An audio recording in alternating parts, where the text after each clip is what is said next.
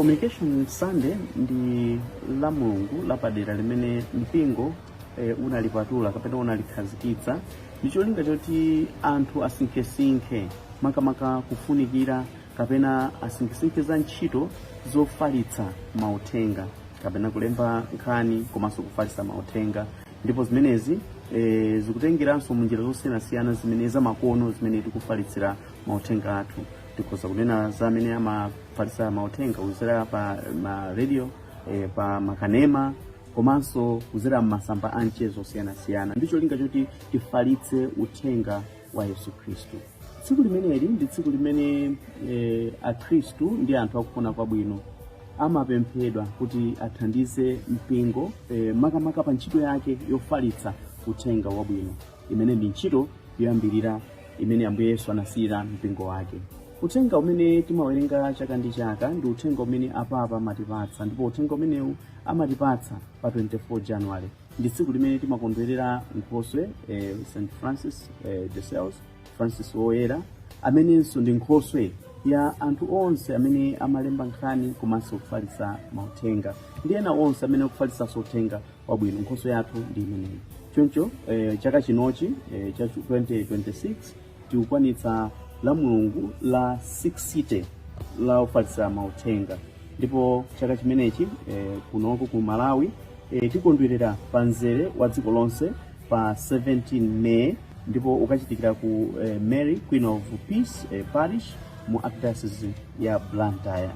Pamene tikukonzekera za tsiku limeneli timafuna tipemphe akhristu ndi anthu akufuna kwabwino kuti apereke molowa m'manja makamaka chuma chawo, ndipo ndalama zimene timatolera tsiku limeneli half kapena theka la ndalama zimenezi zimathandizira kuyendetsa madiocese athu, komanso theka linalo ndi limene limabwera kuno ku National Office, ndipo ku National Office limatengako ndalama zimenezi ndi kutumiza ku Rome office imene imang'anira makamanga nthambi ya zofalitsa uthenga, ndipo ndalama zimenezi ndi zimene zimatengedwa ndi kumapitisidwa mayiko onse pa dziko lapansi kuti zithandizire ntchito yofalitsa uthenga wabwino. Ndikumemezeni nonse kuti pamene tikukonzekera tsiku limeneli tikulandireniso kulikonse kumene mwapanga chisankho choonera kanema yanu ya Luntha Television. Mmene tinakambira muja kuti tili ku Malawi Congress Party headquarters kumene ACG Richard Chimwendo Banda amene akhala kupangitsa zimenezi, ndipo kula anthu ambiri amene afika kuno.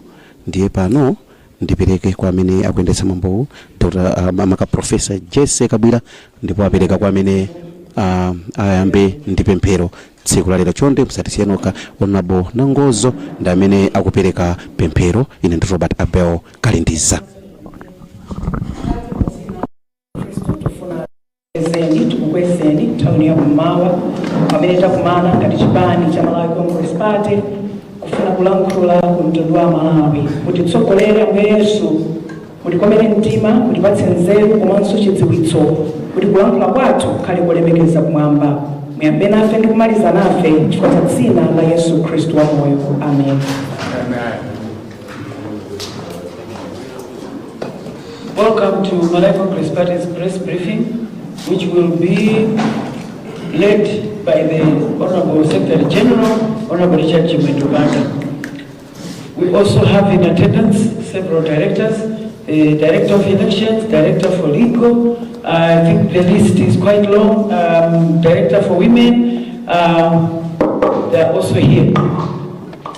Without much ado, I'm going into vernacular to introduce exactly why we are here.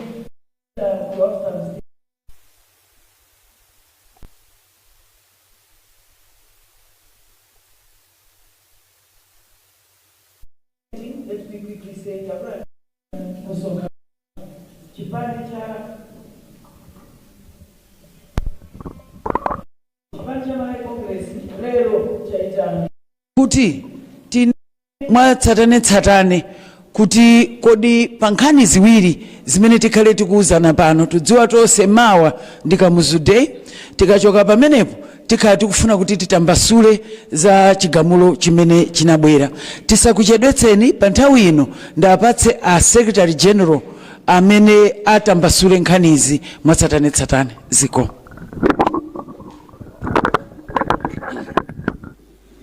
zikoma kwambiri Publicity Secretary Dr. Jesse Kabwira. Choyamba ndikulandireni nonse kulikulu lino la Chipani Congress Party. Kumapoyamba ndizindikire kupezeka kwa akulu athu. Mundirole ineyo kuti ndiwatchule. Ndiyambire mene takhalira ku Honorable Dr. Jesse Kabwira, Publicity Secretary. Honorable Kumbize Kandodo Chiponda, Deputy Director Political Affairs. Honorable Maxwell Thiolera, Director Political Affairs. Honorable Jeannie Mono Auza Sendeza, Director of Women. Honorable Kadzipatike, Director of Legal Affairs. Honorable Moses Kalongashawa Kunkuyu, Director of Campaign. Honorable Dr. Elias Chakwera, Director of Elections. Koma amene sana kwanitseso kukhala kutsogolo kuno ndi a Treasurer General wa Chipani cha Malawi Congress Party Dr. John Paul, amene tinawo muno, Director of Religious Honorable Anne Chibwana, Director of International Affairs Honorable Patricia Kainga Nangozo, Director of Economic Affairs Honorable Henry Mumba, Director of Research Honorable Chantunya, the Administrative Secretary, Director of Youth Honorable Baba Malondera alimo muno, komanso manek member Honorable Zulu ndi anthu ochuluka ma MP ndaona. Koma kuno tili kuno ndi ku Central Region ndaonaponso Honorable Patrick Zebron Tirondolo Regional Chair ndi komiti yawo. Akuluakulu a Chipani osiyanasiyana ali konkuno. Tinatero kuti mudziwe kuti likulu la Chipani lili pano, komanso akuluakulu osiyana ali pano. Takulanda nonse mawauno mwachimwemwe mosangalala, ndipo choyamba tikupatseni moni wochokera kwa President wa Chipani cha Malawi Congress Party, His Excellency Dr. Lazarus Makafe Chakwera, amene mawauno anatifunira zabwino pa mkumano wathu. Ndikuti kupatseni moni. Mawauno tayitanitsa mkumano ofunikira kwambiri wa atolankhani amene amagwira ntchito yodalirika potithandizira kuti uthenga umene tifuna tiyankhule ku dziko umveke bwino. Mwaija atolankhani nonse amene mwabwera pano, Mulungu akudalitseni. Tili ndi nkhani ziwiri zikuluzikulu zimene tafuna kuti mutithandizire kuti zidziwike, komanso kwenikweni tiwayankhule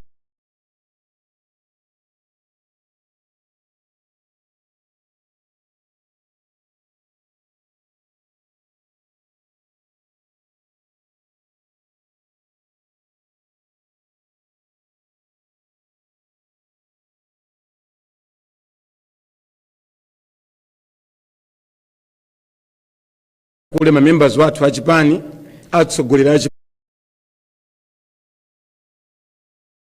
ngati dziko. Izi nzochepa zokha koma zofunikira kwambiri zimene Kamuzu anayika.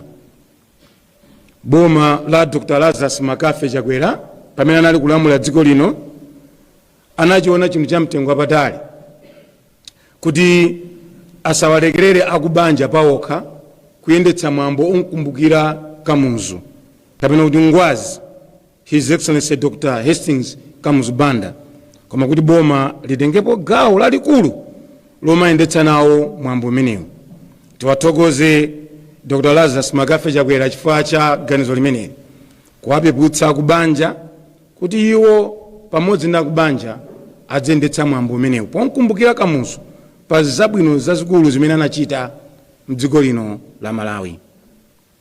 Mwaichi tifuna tithokozenso boma limene likulamula pano la Professor Arthur Peter Mutharika chifukwa nawonso apitiriza ntchito imeneyi yonena kuti Kamuzu akumbukiridwe, alemekezedwe, ndipo ngati boma ayendetse nawo mwambo umenewu. Mwaichi tiwathokoza kuti akugwira ntchito yotamandika.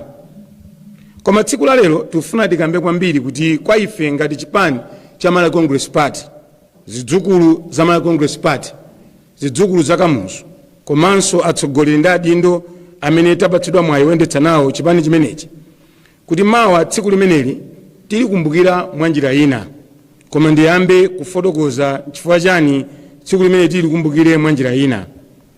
Ife ngati Chipani tinayembekezera ndithu kuyitanidwa kumwambo wa Kamuzu Day, umene sife ongoyitanidwa chabe koma ngati nthambi imodzi yokhudzidwa monga mukudziwa kuti Kamuzu ndi anali president wa chipani cha Congress Party pamene amamwalira adamwalira ali president wa chipani cha Congress Party.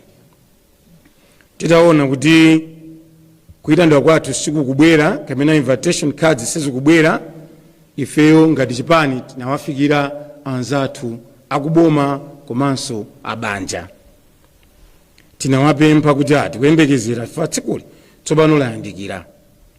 Koma tinadziwitsidwa kunena kuti mwambowu uchitika ndithu ndipo ukhala mwambo wa mapemphero, koma kuitandwa kwathu kukhala kosiyana ndi nthawi zonse chifukwa choti mtsogoleri wa dziko lino Professor Arthur Peter Mutharika sakakhala nawo kumwambo umenewu, ndiye kuti a president wathu Dr. Lazarus Makafe Chakwera sangathenso kuitanidwa ngati guest kukakhala nawo pa mwambo umenewu. Ifeyo tinayesetsa kugogoda ndi kuwapempha akuboma kuti mwachizolowezi komanso chikhalidwe chokhazikika ku chipani cha Malawi Congress Party mwambo timaupatsa ulemu kwambiri, ndipo tinayamba kuuchita ngakhale tisali mboma, komanso timaulemekeza chifukwa MCP ili chimene ili lero chifukwa cha Kamuzu Banda. MCP singakhale MCP opanda Kamuzu Banda, komanso ifeyo ngwazi kwa ife ndiye kuti ndiye chitsa chodalirika chimene timayenera kuchipatsa ulemu ngakhale adagona. Ndipo mwaichi tinawapempha kuti alole ndi kutivomera kuti a president wathu opuma Dr. Lazarus Makafe Chakwera adzakhale nawo pa mwambo umenewu. Koma kufikira tsiku la lero mmawa tauzidwa kuti ayi nzosatheka kuti a president angathe kukhala nawo pa mwambo umenewu. Pofuna kuulemekeza mwambo umenewu ndi kupatsa ulemu wonse umene mwambo umenewu uyenera kulandira, ifeyo ngati achipani tavomera kuti a president wathu Dr. Lazarus Makafe Chakwera sangathe kukhala nawo kumwambo umene aboma ayitanitsa. Koma pozindikira kuti sitingakwanitsenso kukhala kulilola tsikuli kuti lidutse opanda ife kuchitako mwambo, ngati chipani cha Malawi Congress Party takonzanso mwambo wathu wa mapemphero. Mwambo wa mapempherowu uchitika pompano pa headquarters ya chipani cha Malawi Congress Party mawa pa 14 May. Ndipo mlendo olemekezeka ku mwambo umenewu ndi His Excellency Dr. Lazarus Makafe Chakwera. Mwambo umenewu udzayamba pamene mwambo wa boma ukadzangotha. Takuzidwa kuti mwambo wa boma udzatha around 11-12 o'clock. Ife mwambo wathu nafenso muulemekeza mwambo wa bomawo tidzaonetsetsa kuti pamene mwambo wa boma watha mwambo wathunso udzayambe. Ndipo mwambo wathu ukadzayamba tidzawapempha president wathu kuti adzanyamuke malo ano ndi kukayala nkhata pamene ngwazi Dr. Hastings Kamuzu Banda adagona. Utenga opita kumamembala a chipani ndi onse otsatira Malawi Congress Party. Ine ngati secretary general wanu, mlembi wanu, pamodzi ndi ma directors onse, tikukuyitanani kuti mubwere mwa unyinji ku headquarters ya Malawi Congress Party mutavala salu za ngwazi muwalemekeza. Ndipo tikukuyitanani kuti mubwere mosunga bata ndi mtendere. Tikukuyitanani kuti mulemekeze mwambo wa boma ndi kupatsa ulemu mwambo wa boma. Ndipo tikukupemphani kuti mwambo wa bomawo pasapezeke achinyamata achipani opita ku mwambo umenewu kukapanga chisokonezo chilichonse. Tilemekeze mzimu wa Kamuzu Banda, tate ndi fuko, tate wa fuko la dziko lino la Malawi. Tisunge bata ndi kuwalemekeza aboma pamene achikhala akupanga mwambo wawo. Tiwafunire zabwino zonse aboma ndi akubanja ndi kuwapempherera kuti Mulungu kumwamba awadalitse pamene akupitiriza mwambo. Ndipo tifuna tipemphe onse otsatira chipani cha Malawi Congress Party amene simungakwanitse kubwera kudzakhala nafe kuti kulikonse kumene muliko pangani mwambo okumbukira ndi kulemekeza tate wa fuko la dziko lino, His Excellency Dr. Kamsbanda komanso amene anatiyalira masomphenya ozama mujandanenera kumaphunziro chitukuko kakhalenso kuzaumoyo. Mwa ichi konse kumene mukumane musunge bata ndi mtendere. Konse kumene mukumane mulemekeze ngodya zonse zinayi zimene angwazi adatisira, zimene zili umodzi, kumvera, kukhulupirika komanso kusunga mwambo. Sitikuyembekezera kuti membala wina aliyense wa chipani cha Malawi Congress Party akakhala osasunga mwambo kapena osamvera kapena kukhulupirika kapena osaonetsa umodzi umenewu. Mfundo yathu yoyamba imene timati tikutsimikizireni ndi kukulolani kuti ino atolankhani muifalitse mwa bwinobwino mosayikhotetsa, ndionena kuti mwambo umene aboma akonza tikupatsa ulemu. Koma chifukwa choti apresident wathu ngosaloledwa ndi amene amayitana wanthuwo, ifeyonso takonza mwambo okuti ifeyo tiwakumbukirenso angwazi. Koma mwambo wathu uchitika mabata ndi mtendere, ndipo mwambo wathu udzachitika mwambo wa boma ukadzatha, kuti tiwalemekeze mwambo wawo uyende bwino. Mfundo yachiwiri komanso mfundo yokhazikika kwambiri imene tinafuna kuti tifotokoze ndipo anthu muimvetsetse. Masiku atatu apitawo bwalo la milandu la ku Blantyre lidalengeza chigamulo chonena kuti ku chipani cha Malawi Congress Party kuchitike masankho okuchokera ku region komanso ku district. Chigamulochi chidabwera patatha nthawi wena atatusumira komanso titakamba nawo kupyolera mwa director of legal nkugwirizana nawo kuti bwanji tichite motere, nkumvana nkuyenda limodzi mwachindunji. Chigamulochi chalemekezanso malamulo amene alipo kale mchipanimu onena kuti pamayenera kukhala masankho ndithu. Chigamulochi sichinabwere modzidzimutsa, chabwera mu nthawi yake. Mwa ichi ngati Secretary General wa chipani pamodzi ma directors tikufuna tinene pano kuti chigamulochi tachilandira ndipo tikuchilemekeza. Chigamulochi mwachindunji chikunena kuti mupange masankho atsogoleri a ku region ndi ku district pasanathe chaka chathunthu kapena kuti miyezi 12. Ife ngati alikulu la chipani tavomera ndipo tagwirizana nacho chigamulochi.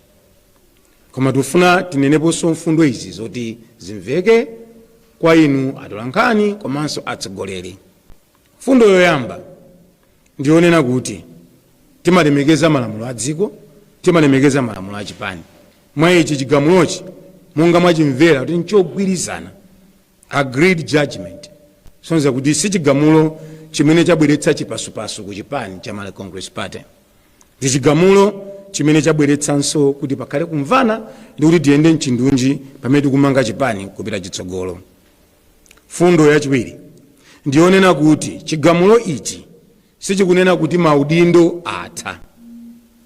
Maudindo amene alipo pano ni maudindo amene apitirize kugwira ntchito ndi kulemekezedwa kagwidwe kawo ka ntchito kufikira mpaka na masankho amenewa atadzachitika molumikizana ndi chigamulochi. Ndibwereze kuti mumvetse bwino. Fundo iyi kuti maudindo amene alipo pano alipo ndithu, apitirira kukhala adindo, apitirira kulemekezedwa kufikira mpakana masankhowa atadzachitikanso molemekeza chigamulo cha koti.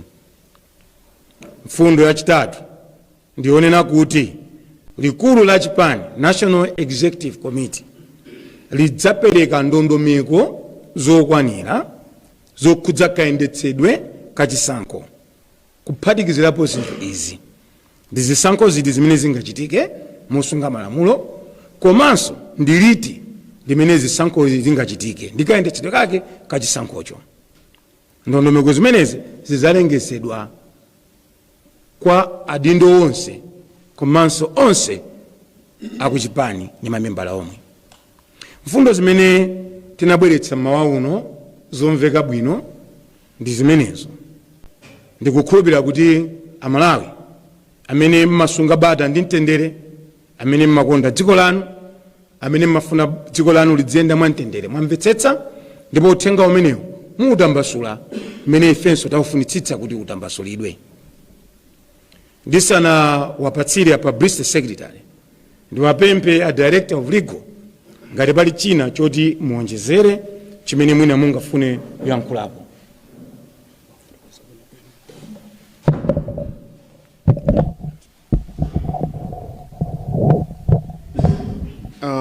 Zikomo kwambiri a secretary general komanso ma directors azanga akuluakulu nonse akuchipani.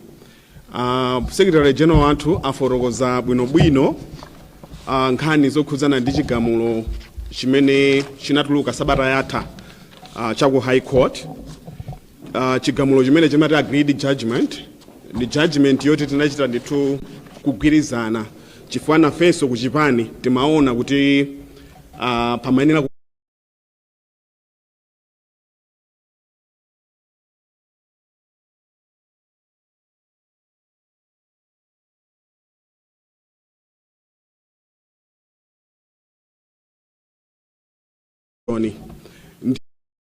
nditsela masankho amenewa. Ndimafunanso ndipange emphasize pa point imene anena kale a secretary general kuti chigamulo chimenechi sichikutanthauza kuti maudindo maboma onse m'Malawi muno ku region maregion onse m'Malawi muno ndiye kuti atha iyayi. Zidakatero ndiye kuti tidakabweretsa chisokonezo chachikulu mchipani chimenechi. Anthu onse amene ali pa maudindo ku region, anthu onse amene ali pa maudindo maboma onse ku chipani chathu cha Malawi Congress Party apitirira kugwira ntchito mpaka na masankho adzachitike. Zikomo kwambiri. Atokoza Director of Legal Affairs Honorable Kadzipatike ndi kulupira kuti tibwezere kwa Director of Publicity Dr. Jessica Bwira kuti apitirize mwina atulankhani angatokalako mwina ndi mafunso awiri atatu.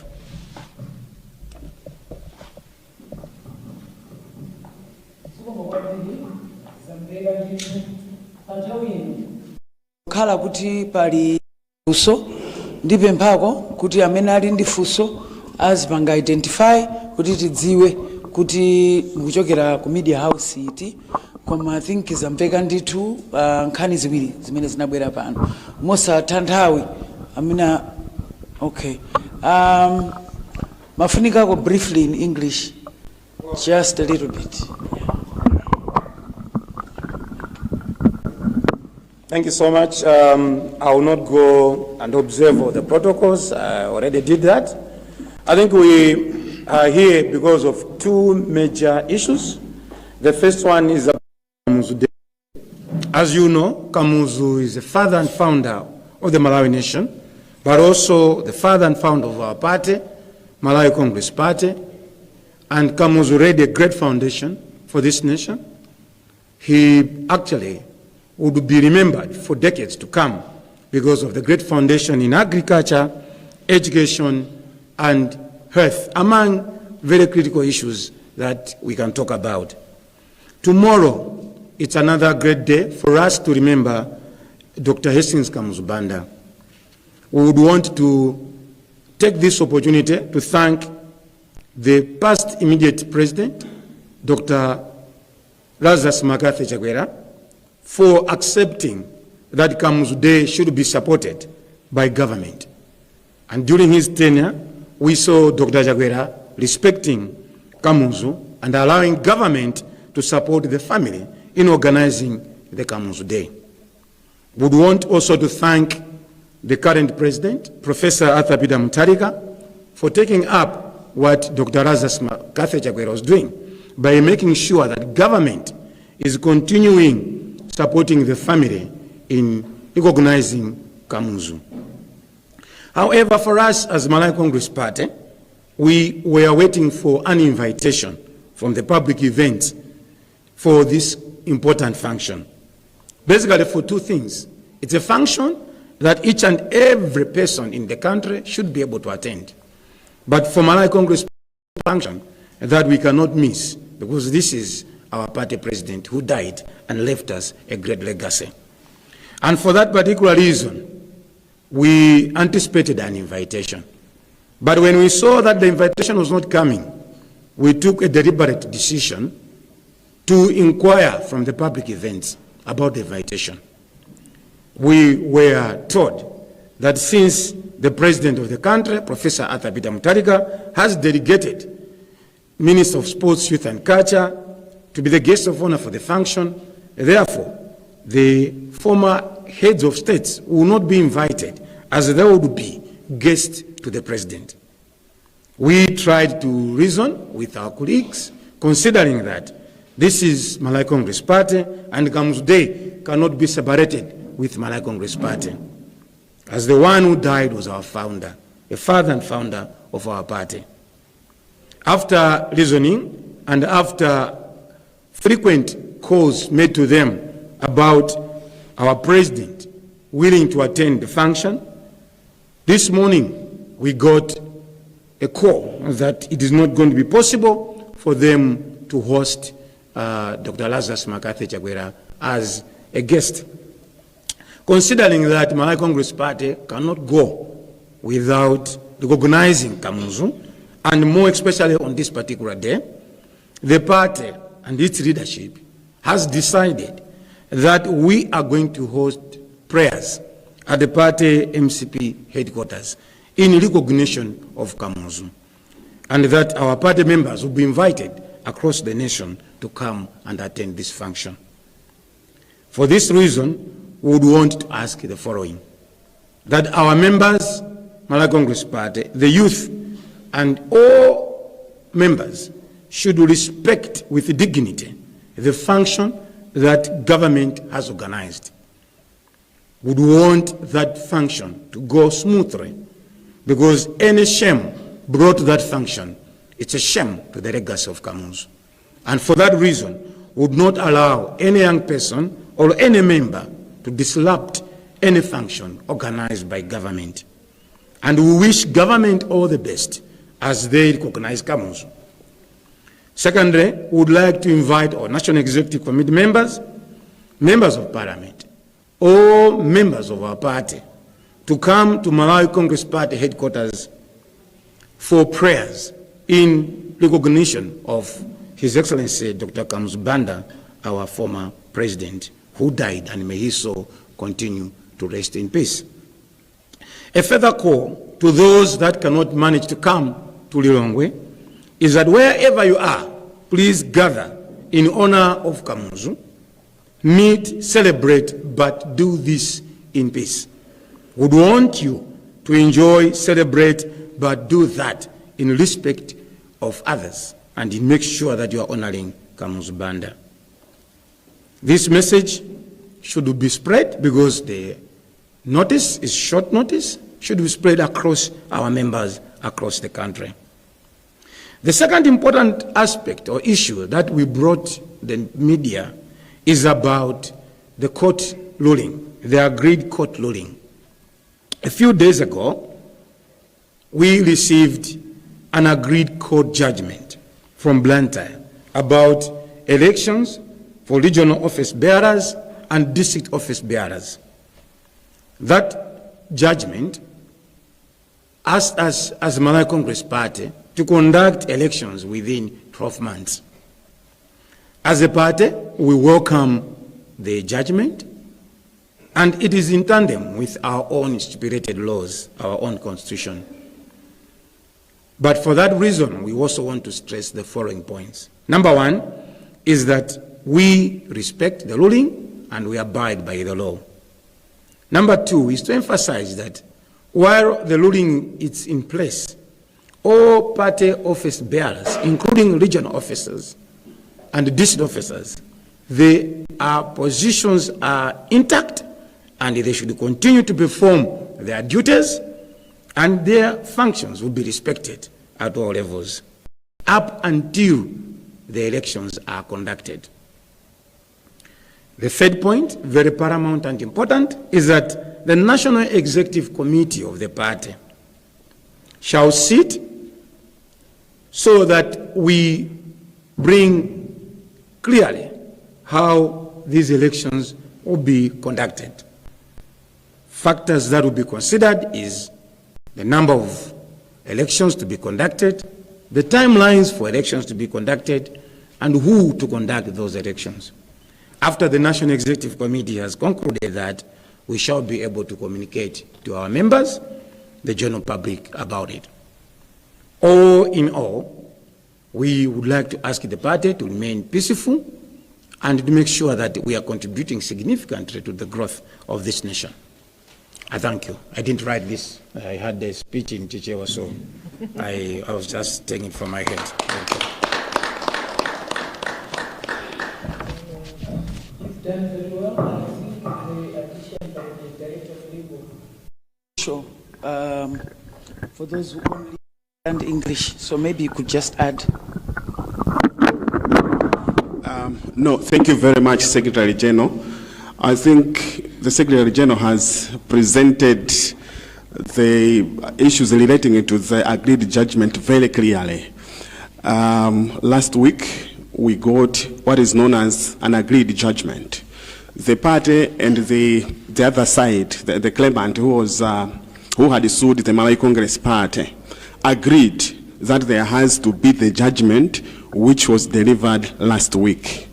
In effect, the judgment directs that the Malawi Congress Party should conduct elections within 12 months. And we are in agreement with that because elections were long overdue. What the Secretary General has emphasized, and which I would like to emphasize as well, is that all those who are holding positions in all regional committees of the Malawi Congress Party will continue to hold those positions until elections are conducted. And the National Executive Committee is going to meet up and discuss as to how the elections are going to be held and as to when the elections are going to be held. Thank you very much.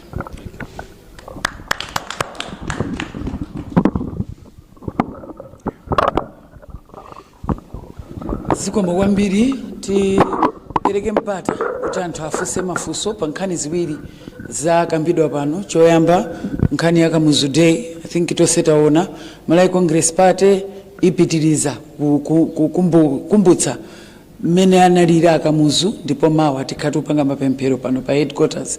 Yachiwiri mmene masankho talandirira ndiko kuti neki ikhala pasi ikonza. Kumatha okhala ndithu ena ndikafunso mwina pali pena pake pamene si pangafuna kufunsidwa, mwina mutangokweza manja mutiuzako kuti muchokera kuti tikuyankheni.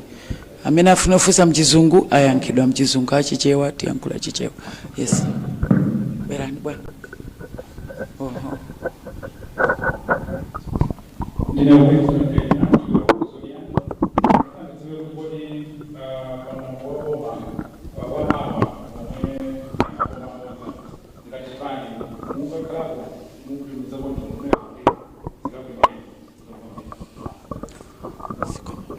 Pali funso linaso?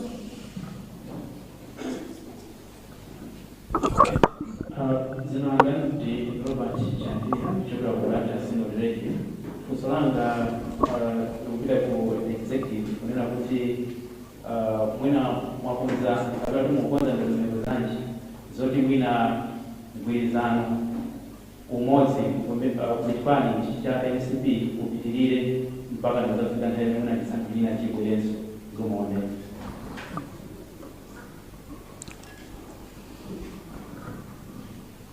I just want clarification.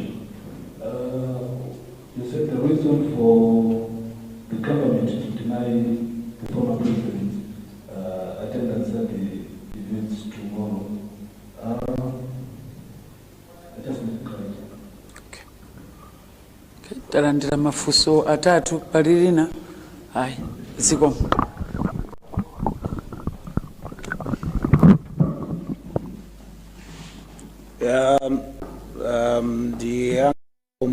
The komanso mchingerezi mafunso abwera mosiyana choncho. Choyamba mafunso a Zodiac kuti kodi mukakhalako funso labwino la ndale chilichonse chimene mungachione pamanda akamuzu cha Kongresi kuti linganenerere kuti sipakapezeka munthu wa Kongresi tinama, koma mwambo wa MCP okumbukira kamuzu uchitika kuno. Funso lina lachiwiri lonena kuti kodi mgwirizano umodzi mchipani mupanga njira zanji kuti upitirire kuti mwina mukamafika 2030 mukhalebe muli ogwirizana. Funso labwino kwambiri komanso lachimwemwe kwa ine ngati Secretary General njonena kuti mchipanimu zoyanjanitsa wanthu zoti tikhale pamodzi tizigwira ntchito pamodzi zidayambika kale. Zina nzipatso zimene muziona panozi pafupi director wina aliyense wachipani ali pano, komanso tukhala limodzi, komanso tuchitira zinthu limodzi, komanso mwina muona president wathu Dr. Lazarus Makafe Chakwera akukumana ndi atsogoleri pafupi tsiku lililonse kuti mwina tikhale pamodzi tiyende limodzi. Ndiye zimenezo zikuchitika, ndipo ndikutsimikizireni kuti ngati banja la Kongresi tipitiriza umodzi. Pakakhala mavuto tizibwerabe pamodzi kukhala pasi kukambirana, pakuti mavuto samatha. Koma chidwi chathu chachikulu kwambiri ngati Kongresi nchokuti tonse tibwere pamodzi tiyende limodzi mchindunji. This question is in English. You want an emphasis on what are the reasons. The reasons we are giving out here are the reasons we have been taught. But you are journalists, you would have time to ask the government spokesperson. We would not want to speak on their behalf. We would only communicate what we have been told. What we have been told is that the president, Dr. Lazarus Makafe Chakwera, the past immediate president, would not be invited because he is not going to be the guest of the president at the function. In other words, they are saying if the president had come, then he would invite another president, another past immediate president or former head of state. That's what we have been taught. But since you have the liberty and the right to ask them, it would be much better for you to ask them so that they give you the actual reasons. But we have been told that our president, Dr. Lazarus Chakwera, is not welcome at the function.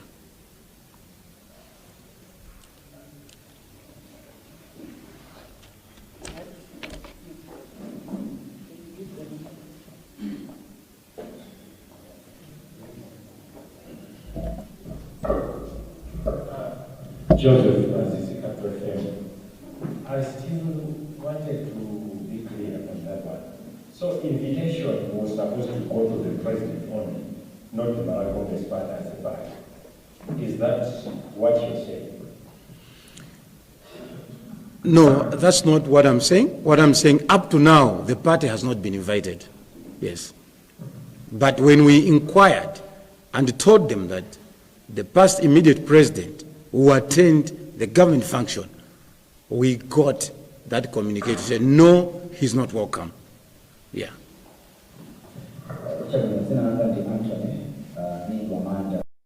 Radio. Manganali mukufuna kupita chitsogolo zizichitika mwa mtundu wanji pa mwambo umenewo chifukwa ndikudziwa kuti ni mwambo umenewo umakumbukiridwa chaka china chilichonse. Chaka chinochi mwafotoza mwamufotoza mwina kupita chitsogolo mukufuna zizichitika mwa mtundu wanji.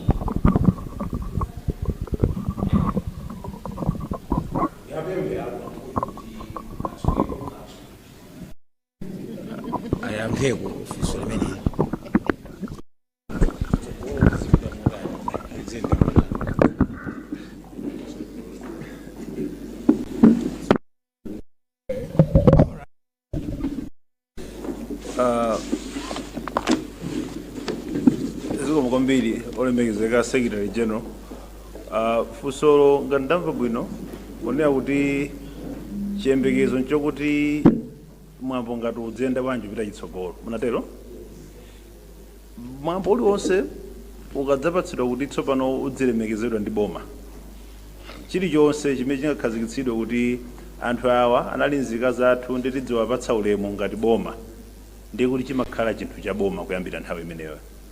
Kuyambira nkhale mu budget ndondomeko zachuma zakumbukira John Chilembwe chifukwa chidakhala kuti sidzikhala chakubanja kwa John Chilembwe koma chidzilemekezedwa ndi boma. Ndiye ngatinso pa ndondomeko zimene zadzekepo tsiku lina kuti padzakhala soka ya ndani, ngati dzekapo abingu tsiku lina, tidzekaponso ndani ngati pala Kamuzu. Ndiye kuti kuboma kuja ndondomeko yachikhalire. Kamuzu si munthu wa chipani chimodzi kapena munthu wa banja limodzi, ndi tate wa fuko la Malawi. Kotero ndondomeko yonseyo ndi awina aliyense Malawi. Ndipo pita chitsogolo chiyembekezo chathu nchakuti sizitengera kuti pali president ndani kapena kuti iyeyo anagona motsamira mbaliti tsiku limenelo kuti aganize kuti nditane ndani kapena satane ndani. Ayi, mwambo uwu umenera kuti kubwera Abakili Muluzi chifukwa chakuti tsiku linanso akadzafuna ulemekezedwa iwo khali kulibe dziko lonse lidzawalemekeza. Kumene kubwera Joyce Banda, kumene kubwera Lazarus Chakwera, kubwere mapresident onse amene akhalapo mbuyo. Ndiye kunenazo kuti chifukwa chakuti amene akubwera si president, ndi amene amabwera awa amadzakhala oyitanidwa ndi president iyo, amene ayankhula zimenezo mwina mutawafotokozera kuti sanagwiritse ntchito mutu wawo bwinobwino. Chifukwa chakuti mwambo uwu ndi wa si mwambo wokuti munthu anaganiza kuti nditane ndani. Ayi, amene akubwera anthu ona agangata abwera atavala jaketi ya president, kuti kumwa iwo muli president aukayimirira iwo kuyimirira president. Ndiye kuti onse oyitanidwa ukapeza kumwambo m'malo mwa president alendo amakasamalidwa ndi amene president wamtuma kuti kandiyimirire, kuti kuiwo mawa anakasamalira anthu onse amene angakhala alendo a president. Komanso mwambo undu waukulu mundilole ndikunenapo kuti sitikuderera kuna aliyense amene a president angafune kumutuma, koma dziko la mapresident atatu, president, wachiwiri wake woyamba, wachiwiri wake wachitatu. Ukakumbukira president wopuma oyambirira wa dziko la Malawi nkwanena zoti a president oyambawa atangwanika ndi alendo wawo asabwere futi watangwanika, vice president oyamba watangwanika ndi alendo a president asabwere futi watangwanika, vice president wachitatu yuso awa ujeni nawonso atangwanikaso, wachiwiri nawonso atangwanikaso. Ndi anthu osewa atatuwa ndi former president aja asungidwe nkumachitira miyambo yawo m'manyumba mwawo chifukwa chakuti oyamba amuthalika, achiwiri ajenansa, achitatu awa ujeni ajihana osewa basi atangwanika. Ayi pepani timatitire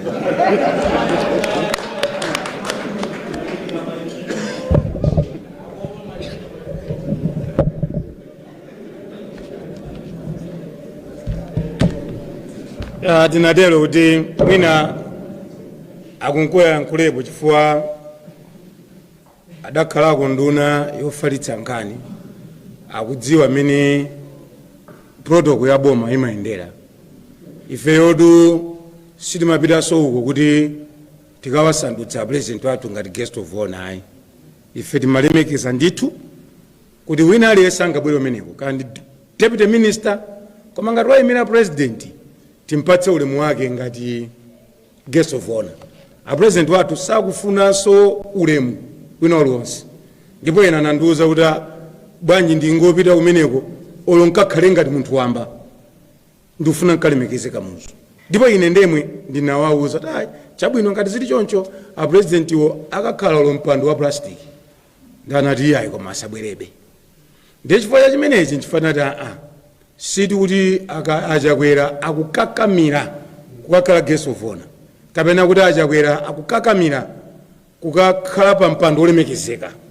Achakwera afuna kuti alemekeze mzimu wa Dr. Hastings Kamuzu Banda mmene amachitira ali leader of opposition.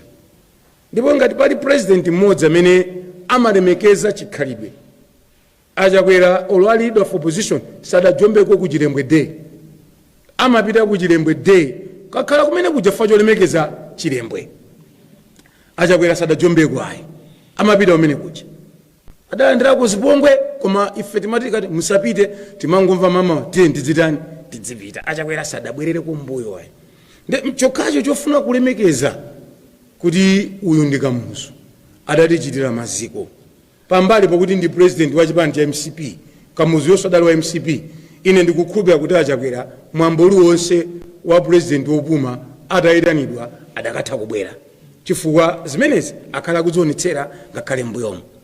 Chinanso chimene tifuna tikukumeze kwambiri nchionena kuti sitikufuna pakhale mkangano wina uliwonse kwenikweni inu tsopano masapota za MCP chifukwa mwayamba ulemba dzanu ma social media mwayamba kunena dzanu we must respect the dignity and integrity of the first founding president of this country, Dr. Hastings Kamuzubanda. Tere aboma apange mwambo wao mwamtendere ziende mwamtendere ifeso tipange mwambo watu mwajani mwamtendere. Nchifukwa chake tanena kuti mwambo kuno udzayamba wao ukatani ukatha usiku kufuna so pabwere zina za ndale inu amene mmalemba nkhani kalembeni mmalembera kuti mugulitse mapepala wanu komabe mudziwe at the end of the day sitifuna dzina la Kamuzu liende in shame chifukwa anthu ena ake sanamvane pena pake. Tifuna kuti ulemu wopita kwa Kamuzu upitebe mmene umayenera kukhalira ulemu wake.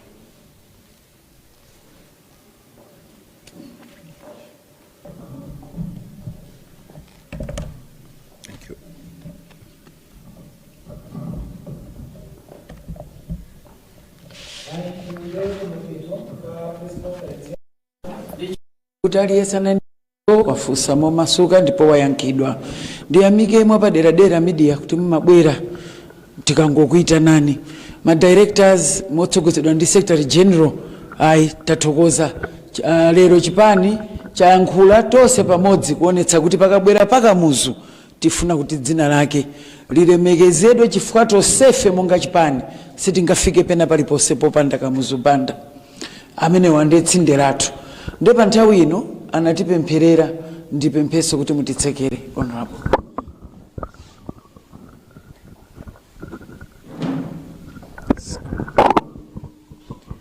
Tipemphere. Atate mu dzina la Yesu Kristu tinakupemphani poyamba paja kuti mukhale nafe ndipo taona ukulu wanu komanso taona kupezeka kwanu. Watu watatsopano tikupemphani kuti mupitirize kutidalitsa komanso kutsogolera kuti mafumu onse akutsogola muonekeza nanu komanso kuti aliyense akhale mtima wake pansi komanso bata mtendere zipitirire mdziko lino chifukwa cha dzina lodabwitsa la Yesu tapemphera, amen.